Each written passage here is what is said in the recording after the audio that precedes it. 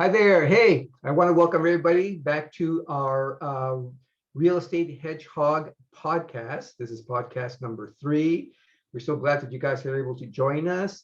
My name is Sergio and again, the reason for the podcast is that we feel that we really want to bring some people along on our real estate investment journey. So I'm here today again with my partner Sam. And Sam, what's been going on in your world? What's going on, buddy? What's going on, Sergio? How are you doing this evening? Doing good. So everything's going pretty well for me. But before we start, I want to let everybody know, remember, this is podcast number 3. We're not sponsored by anybody. So do us a quick favor, hit that thumbs up button, click the subscribe, hit the notification bell so you get all the new stuff that comes out from us.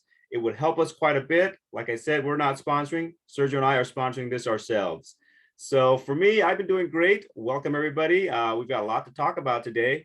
But first off, anything else you want to add, Sergio?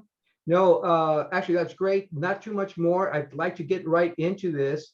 Although I just wanted to touch base on something. You were kind of telling me a story about your kids earlier today. You told me you kind of picked them up from school, and there was an interesting little lesson that occurred between you and your 3 or 4 or 5 or 10 kids that you have. I don't know, whatever you got. No, I'm just kidding. No, but tell that story, because I think it might have some application to some of the people in our audience. Oh yeah. So this is probably common, especially guys who are planning on paying for their kids through college and this and that. So I've got 3 kids.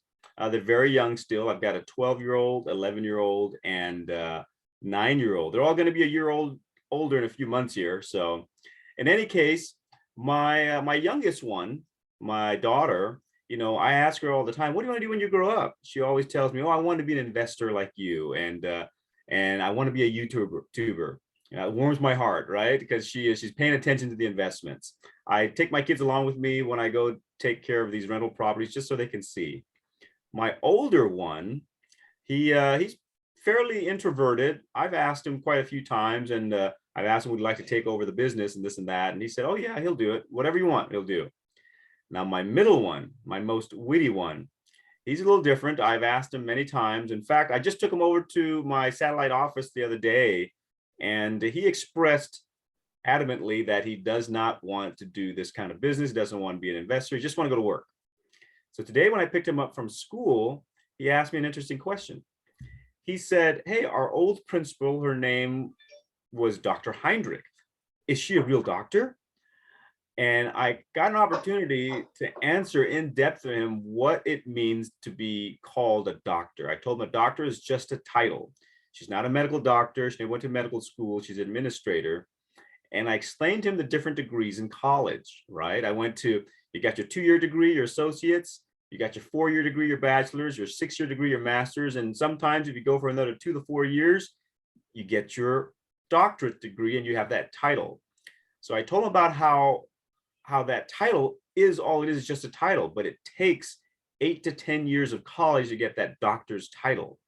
And I explained to him the cost of college. So 8 to 10 years of college, coming out, finding a job, spending another 10 to 12 years to pay off the tuition for the loans to get that doctor's degree, and then finally getting to work and saving your own money to build your own wealth. Basically losing up to about, on average, 20 years after high school before you generate income for yourself. 8 to 10 years of schooling, 8 to 10 to 12 years of paying off that loan out of whatever job you get, and then finally getting to spend the money you make.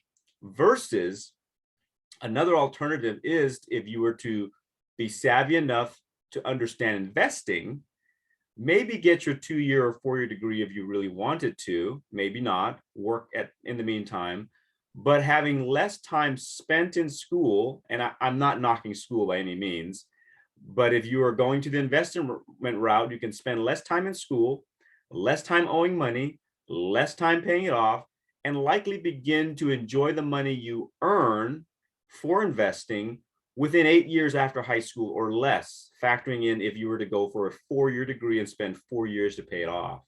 So it's a big difference. And I realized that he understood what I was saying, because there was a certain pause to him to kind of process because I told him 20 years is a long time out of your working life, your prime of your life, meaning you'll be in your 40s. And I talked to him briefly about what that really means is that if you're smart to try to make your life better, then you would wait to have children until you're done with all these debts. And what does that mean when you have kids in your 40s? You'll be in your 60s before you even think about having, your kids be out the door. So I think it was a good lesson to talk about money. I think it's always important to talk maturely with kids because you know what? I think some people baby their kids too long and never get a chance to develop their mind and get them to think about the real world. And next thing you know, they're late teens and it's too late. Great, great lesson there for the kids.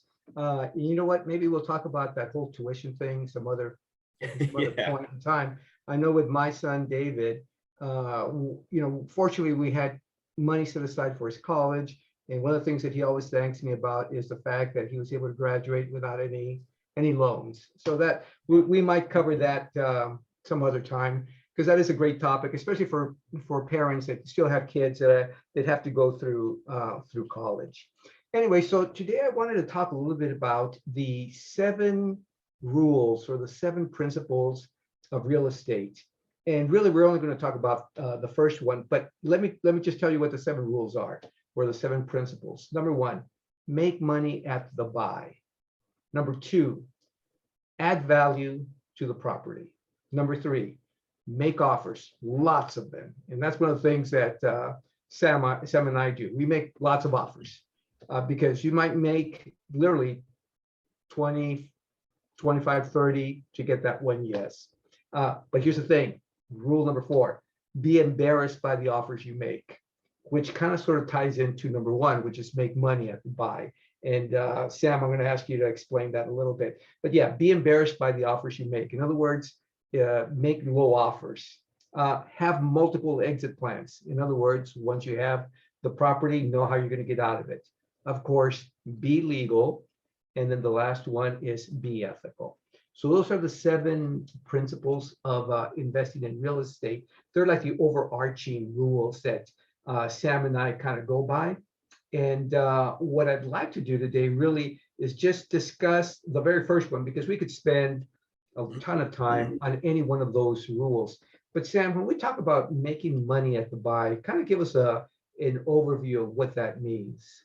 So, this rule is very important, and it's very important to me, and I subscribe to this rule. So let's talk about it real fast, especially for first-time investors and seasoned investors.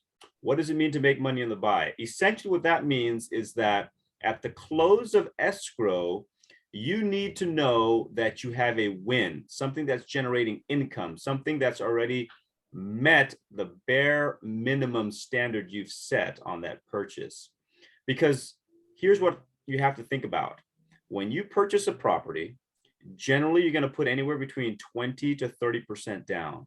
So at the close of escrow, you have about 20 to 30% equity into this property.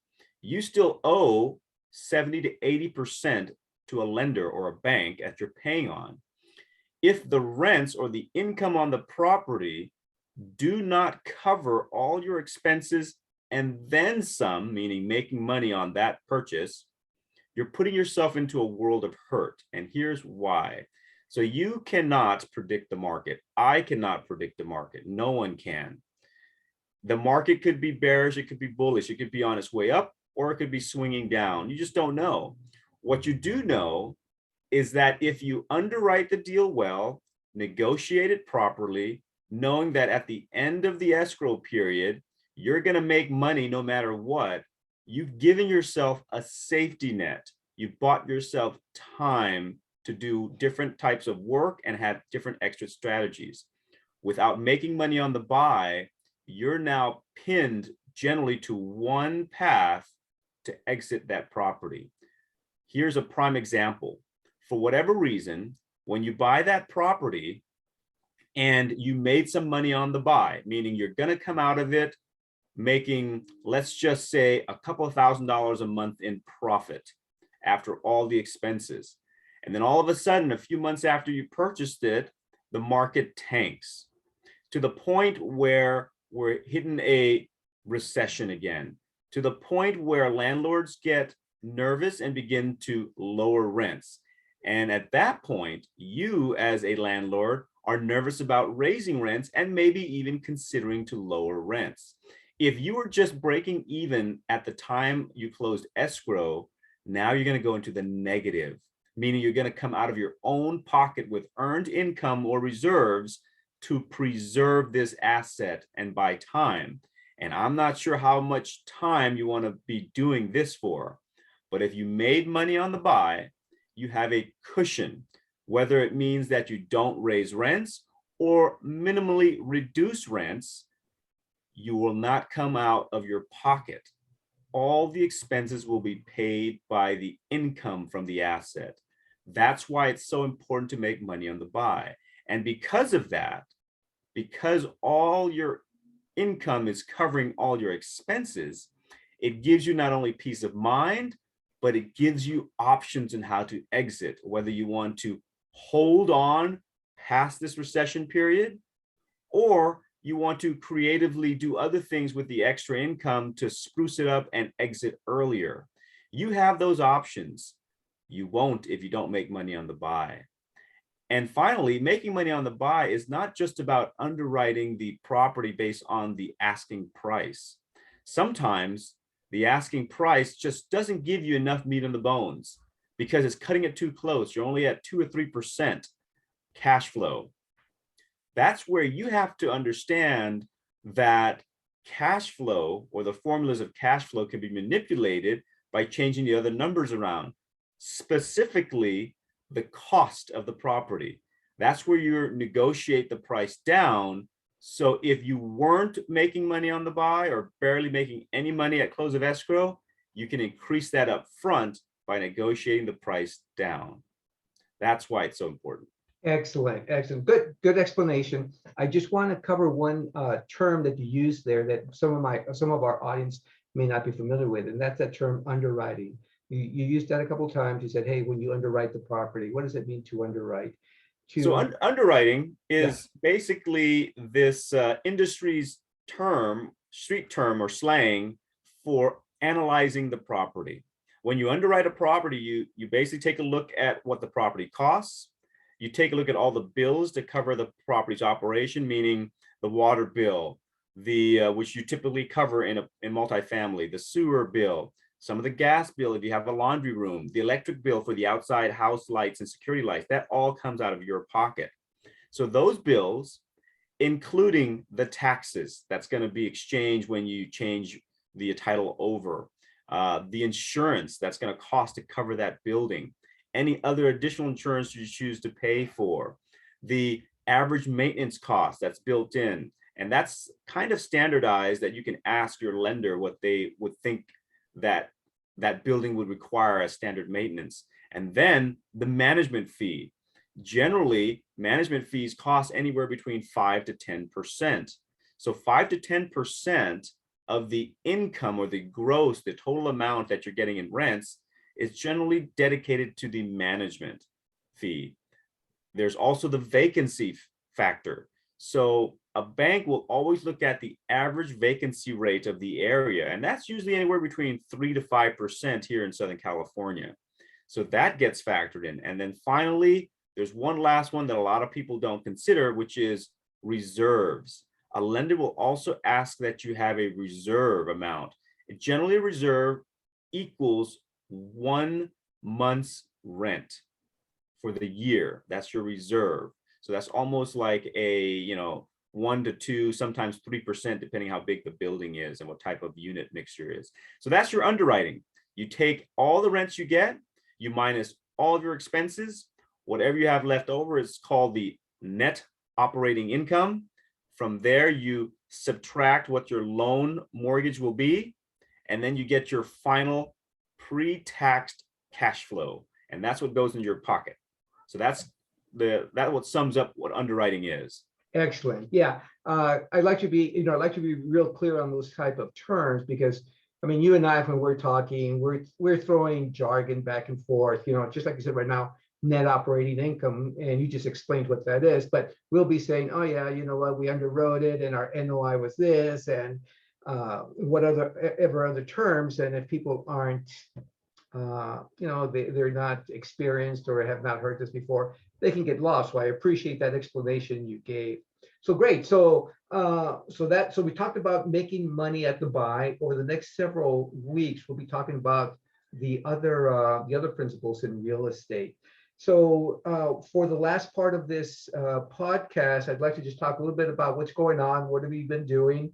Are there any properties that you've been looking at recently that maybe one that you might be able to talk about?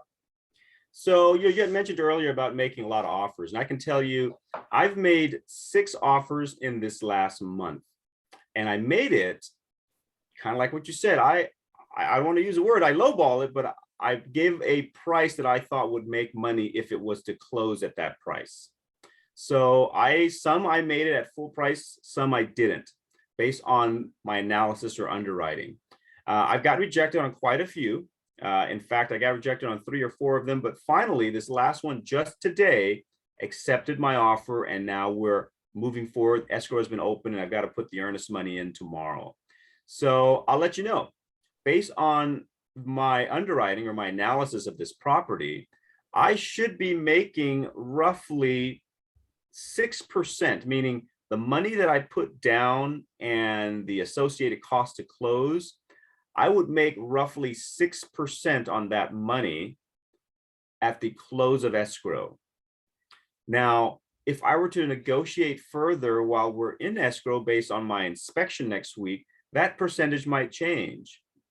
But for those of you who invest in out of state, that might be a little low, 6%, because oftentimes most investors have a breaking point right at about 8% on the buy.